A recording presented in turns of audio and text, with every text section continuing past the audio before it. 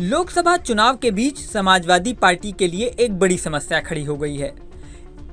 AIMJ यानी all India Muslim जमात ने Samajwadi party के खिलाफ फतवा जारी किया है। मंगलवार को बरेली में AIMJ ने प्रेस कॉन्फ्रेंस करके ऐलान किया कि वो चुनावों में समाजवादी पार्टी का बायकॉट करेंगे। ऑल इंडिया मुस्लिम जमात के मौलाना शहाबुद्दीन ने कहा कि सपा प्रत्याशियों ने मुस्लिमों के मुद्दे से दूरी बना रखी है। ऐसे में हम मुस्लिमों से अपील करते हैं कि सपा के अलावा जो भी दूसरे कैंडिडेट बीजेपी को हराएं, उन्हें वोट दें। सुनिए मौलाना शहाबुद्दीन की पूरी बात। उलमाए कराम की बैठक हुई और मीटिंग करके 3 लोकसभा के ताल्लुक से फैसला किया गया। बरेली में जो समाजवादी पार्टी के प्रत्याशी हैं वो मुसलमानों के मसाइल से दूरी बनाए हुए हैं। बिजपुरी के मुसलमानों पर बुलडोजर चलाया गया, वो कहीं नहीं दिखे। पुराने शहर में मुहर्रम के जुलूस को रोका गया, वो कहीं नहीं दिखे। नन्हे शामिया मज़ार इज़्ज़त नगर में नोटिस दिया गया डिमोलिशन के लिए, वो कहीं नहीं दिखे। इसलिए यहाँ पर हमने मुसलमानों को से अपील की है कि वो नोटा का बटन दबा करके अपनी नाराज़गी का इजहार करें। मौलाना शहाबुद्दीन ने यह भी कहा कि बरेली में हुई सपा की सभा में आजम खान की फोटो तक नहीं लगाई गई।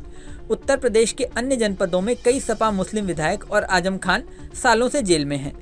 इन तमाम चीज़ों की जिम्मेदार अखिलेश यादव हैं। उन्होंने मुसलमानों के मुद्दों से अपने आप को अलग कर रखा है।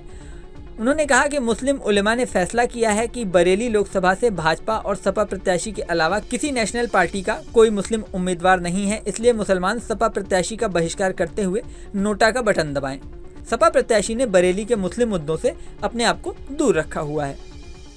क्या मुखिया अखिलेश यादव जी मुसलमानों की वोटों की तिजारत कर रहे हैं और वो उनको मुसलमानों की दाढ़ी टोपी से नफरत है।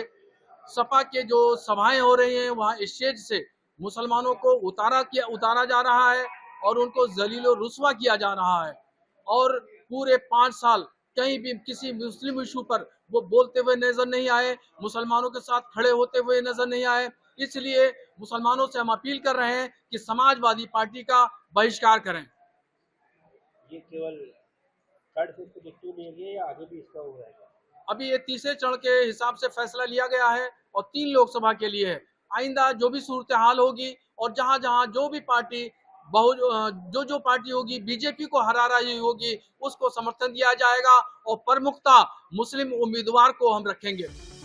मीटिंग में मुस्लिम उलेमा मौलाना हाफिज नूर, अहमद अजहरी, मुफ्ती महजर इमाम कादरी, मौलाना मुजाहिद हुसैन, मौलाना अबराज रजा, मौलाना अनीसुल रहमान, मौलाना अबसार अहमद के साथ ही मुस्लिम जमात के कई पदाधिकारी मौजूद रहे।